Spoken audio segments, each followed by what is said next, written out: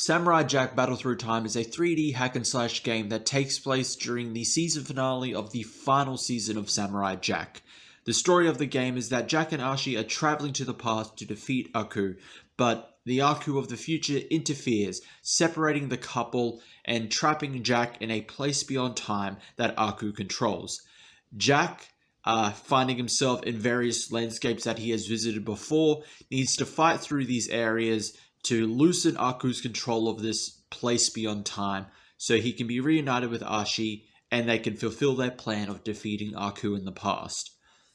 So onto the gameplay. The gameplay is simple. It's a hack and slash. You play as Jack. You have access to you have access to 4 different types of melee weapons, and then there is a 5th selection of different ranged weapons. So for the melee weapons, you have your magic sword, you have clubs, hammers, and spears. And for ranged weapons, bows, revolvers, machine guns, shurikens, etc. It's very simple. X to quick attack, Y to strong attack, B dodge, etc., etc. It's not particularly complicated to understand how to play the game. Throughout each area called stages, there are various mobs that vary in different designs and health. A lot of these mobs and the areas that they're in are kind of repetitive. You will travel to one area, mobs will appear, impede your path, have to slice them down, rinse, repeat, rinse, repeat. Sometimes there are only some variations. Maybe sometimes there'll be a mini boss. Sometimes there's more enemies than usual. But each stage is a very repetitive stage. It's just wave after wave, and then at the end, you will face a boss.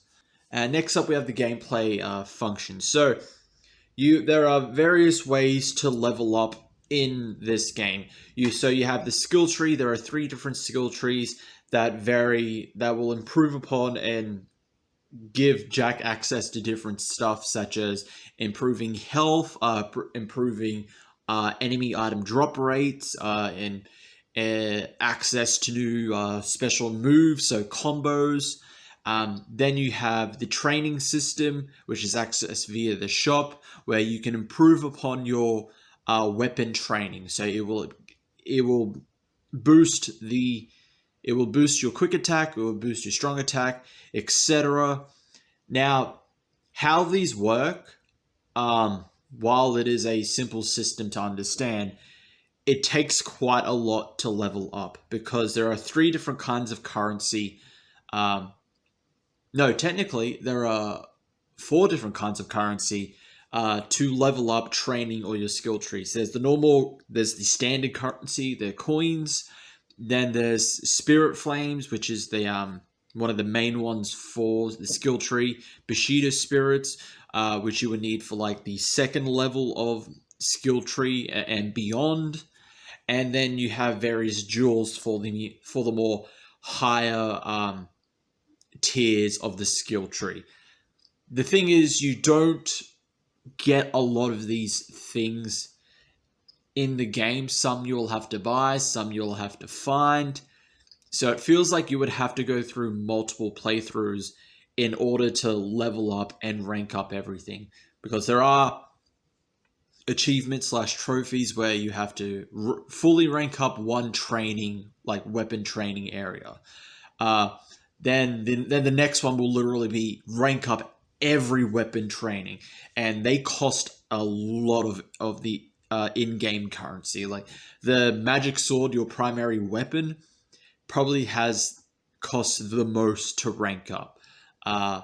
With I think rank 3 to 4 being like 40,000 coins that you would need, and you don't particularly get a lot of these coins in game unless you are destroying barrels or vases, etc. to find them. Probably if you rank up the item drop rates for enemies, it'll probably be a bit easier. But it does seem like this is a game where if you want to 100% complete it and to rank up everything, you would have to go through multiple playthroughs. And that's kind of a problem when the game itself is kind of repetitive. It's just a rinse, repeat. Fight through this wave, walk for a few seconds, whatever. Fight another wave, etc.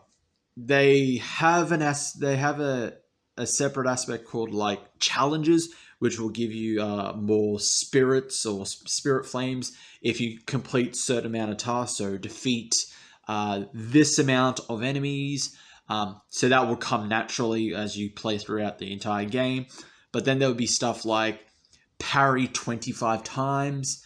I myself in the game, until like the later levels, parrying was kind of pointless when you could just dodge, or a lot of the times the enemies don't do a lot of damage, so you can just tank it pretty much, just take the brunt of the damage while you're doing damage to them.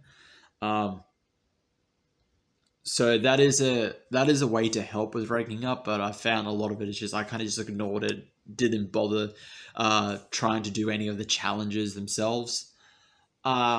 So yeah, the gameplay itself is it is simple to understand, simple to do, but is quite repetitive. The ranking system takes a lot to grind, and by grind I mean having to play the game several times. So if you're going for a completionist run, you will find yourself having to do this.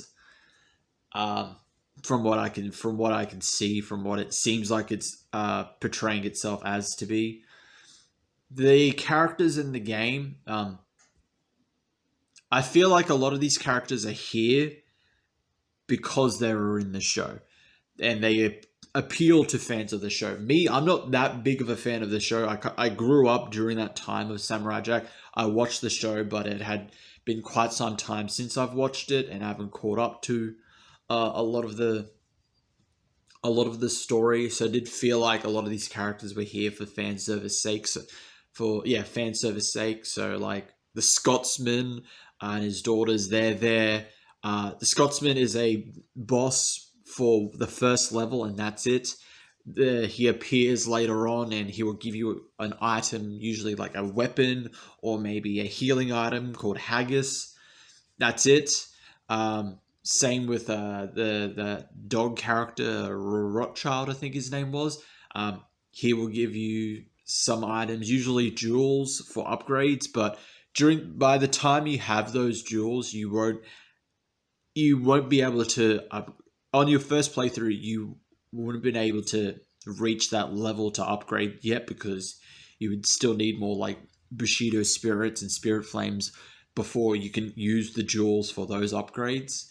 And I feel like the only real character that's actually of importance is Dust Samurai, and that's because he serves as the shop, and he's actually useful to the game, because particularly with the later levels, I found myself having to buy more healing items from him as it started to get there's more waves of enemies, a lot of them more tougher than the other kind of mobs, so having him there is incredibly useful. So he has an actual legitimate good use in the game, but the others just kind of there feel like for fan service sake. They do, like I said, they do give you items and they can be helpful, but not as much as Dust Samurai.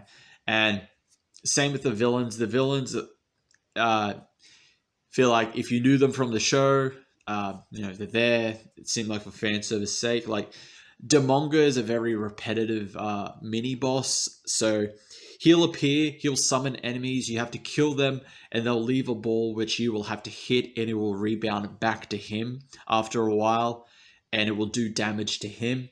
You got to rinse repeat with that, and once he reaches like the last 10% of his health, he'll disappear because you're not supposed to defeat him yet until the last stage.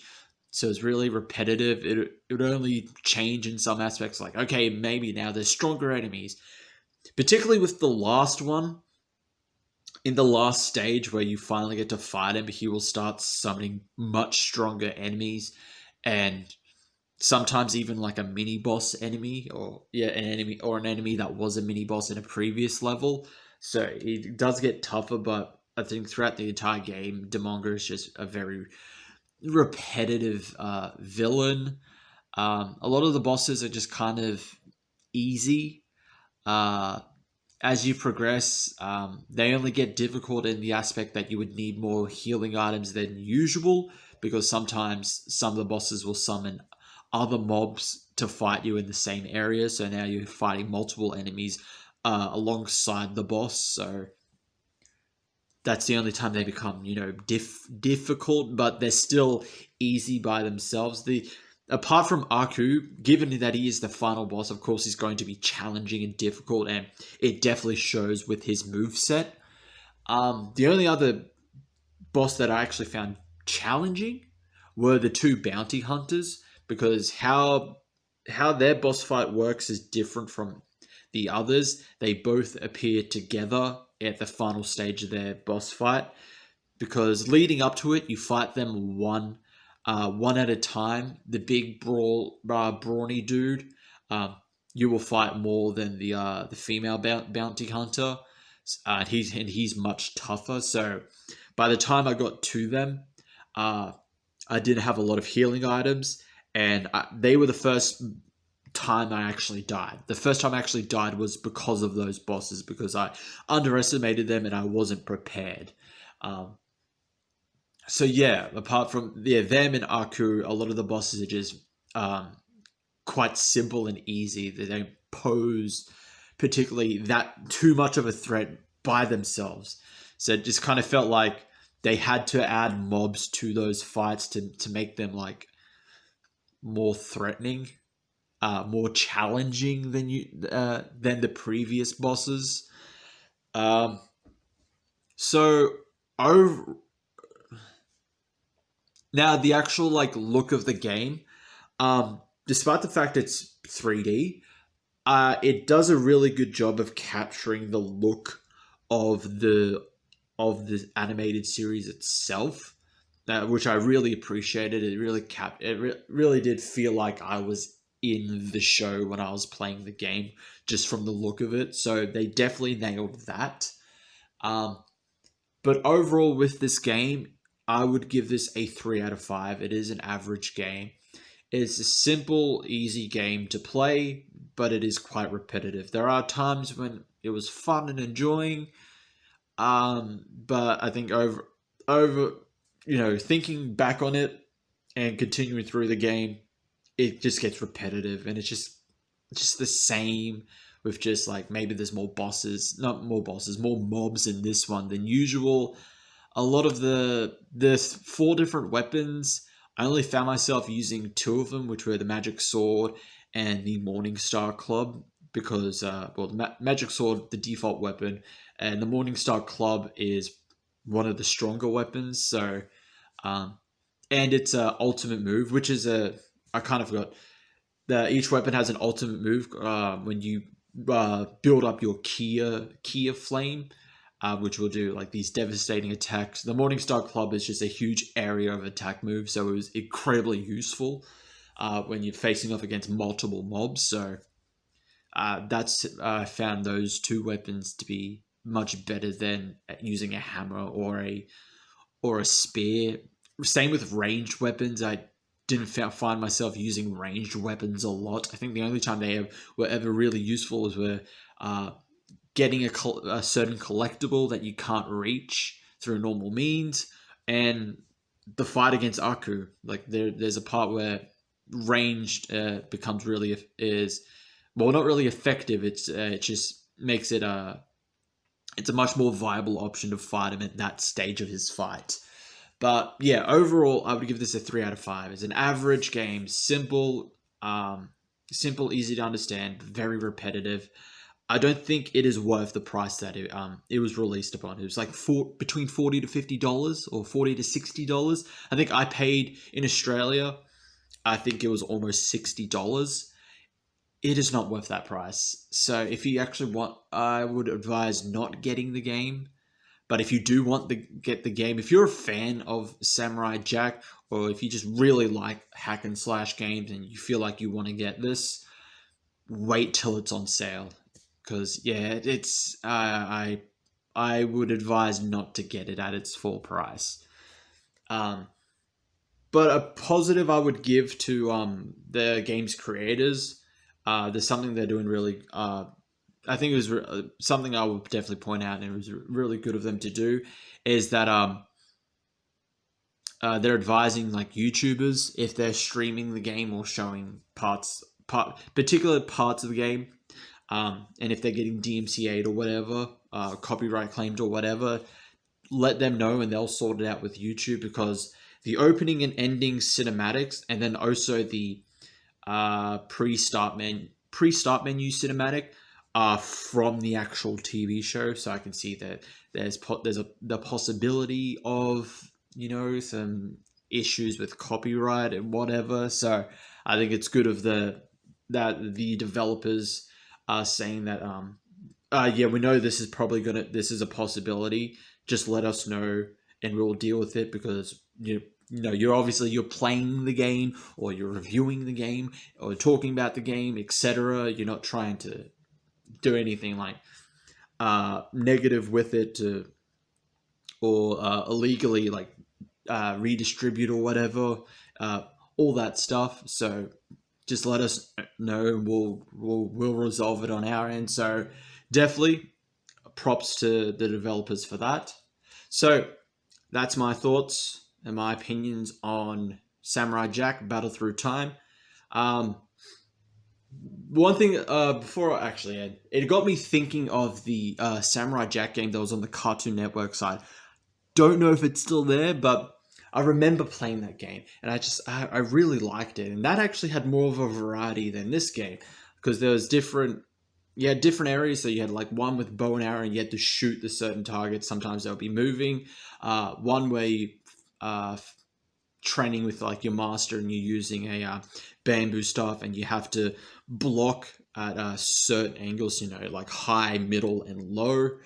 And then there's a sword one. I think it was kind of like Fruit Ninja or something. You have to slice the fruit at like a certain time or angle, something like that. It's been quite some time since I played it. It's like played it when I was like a child, so it got me thinking of that, and I really enjoyed that. And just a lot of like Cartoon Network games that they had on their site were just so good. I wish, if they are still there, I'm just going to go back and play them. I had so much fun playing that. That, you know, the Grim Adventures of Billy and Mandy game, the Codename Kids Next Door game, they were so much fun. But that's it for this video. Thank you all for watching, and I will see you all in the next one.